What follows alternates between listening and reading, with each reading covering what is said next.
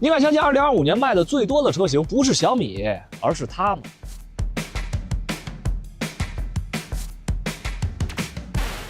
我开了这台吉利星越，是今年10打10全国各车型当中卖的最多的，据说已经卖到了53万台，有当年50宏光的那种神奇迹象啊！就为什么会卖这么多辆车出去呢？今天我必须好好感受一下。我们的续航测试还是遵从和以前一样的规则，动力模式舒适，动能回收调到最低。这台车没有自动空调，所以它的空调是22度2档风。胎压达到了厂家的建议胎压。那接下来我们首先进入城区的续航。吉利星越这个车啊，我绝对要夸一夸它的设计师。我终于知道为什么这个小车能卖得这么爆了，真的不是收了人家的钱，这是我花3000一天自费租的媒体测试车，超级的贵。所以兄弟们赶紧点个赞，或者说评论2句给我们稍微回血。就这个车的内饰设计师啊，用一个美国电影里边非常经典的台词就说：“他妈的干！你真是他妈的天才！”他怎么能够想到把这么小的一辆车，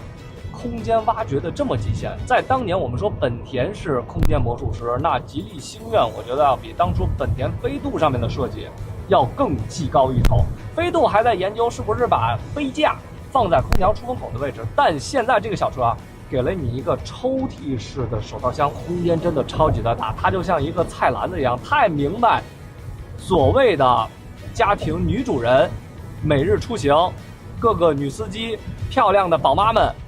都有什么样的需求了。这个储空间非常的大，而且它有同级别唯一一个70升的前备箱，能放很多东西，尤其是你在菜市场买条鱼啊，买点海鲜，有点味儿的东西的时候，你放在这个前备箱里非常的管用。在城区里跑的时候，我着重的感受了一下这台车的底盘表现，因为毕竟它有同级别少有的多连杆悬挂嘛，像我们之前跑的名爵 MG4 后边还是一根扭力梁的板簧，所以悬挂形式的结构要高级不少。我负责任的来讲啊，开起来的质感确实比上次我们测到的小 MG4 要稍微的好一捏捏。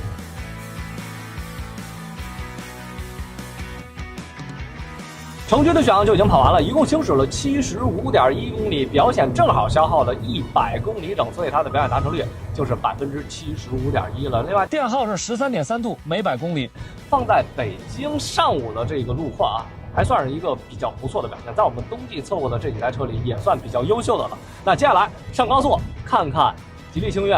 卖的这么爆，那它高速跑120能不能顶得住？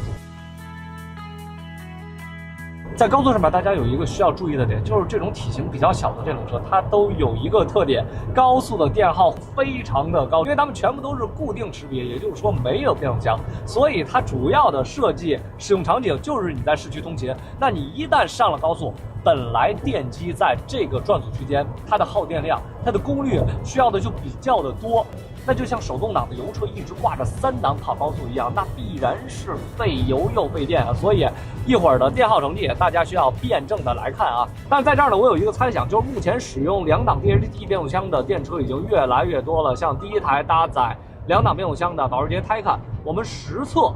它的高速续航达成率能够到90%以上，非常的恐怖。所以它的高速电耗和城区电耗几乎是相差无几的。那基本上我们的使用场景就是高速和城区嘛。未来的电车大概率啊，我自己的猜测会普及2档 DHT 变速箱，这样让它在各个区间内解决电车跑高速超级费电的这个问题。像最近新出的奔驰 CLA 也是用了2档变速箱了。那未来可能高端的电车会逐渐普及变速箱，在低端的电车上面，慢慢的，是不是也有机会用个 DHT 或者 CVT？ 那样的话，电车的普及率可能会再一次变高了。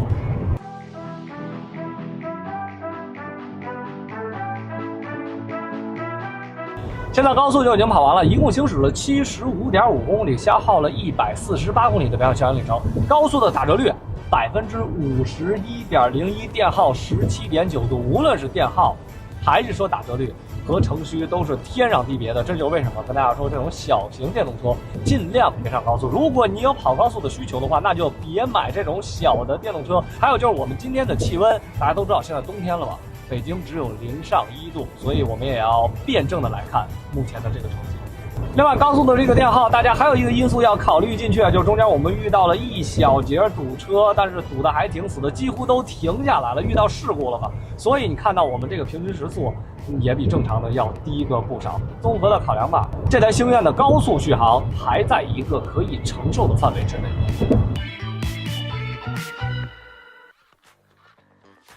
现在我们第3段就已经跑完了，一共行驶80.7公里，掉了124公里的表演续航里程，达成率65.08%。相比于我们白天第1段，这个成绩还是有所下降。我分析啊，因为现在天黑了嘛，外边的气温肯定没有0上1度了，所以它空调的制热消耗的电量也会逐步的上升。现在的电耗是百公里13.7度。那接下来我们将要找一个充电桩，在它周围绕圈。归零了啊！现在表上1公里的续航里程都没有了，看一下它跑了多少，254.8公里。这次关于这台新进的国民神车吉利星愿的续航测试就已经全部结束了，最后它一共行驶了254.8公里，到表显为0。那这个成绩呢，其实冬天也还可以接受。要知道北京今天的气温，白天啊只有1度，最低晚上有零下9度，但我们现在肯定没到，现在大概是零下2度、3度的这么一个气温。然后吉利的车，因为它没有一个满箱的电耗，我们根据自己拍照取得每段的电耗，综合算了一下，大概是百公里14.76度。那最终的 CLTC 达成率62.15%。虽然你看这个达成率稍微的有一点的惨，已经排在领跑之下，但还是要跟大家说啊，这是冬季0上1度白天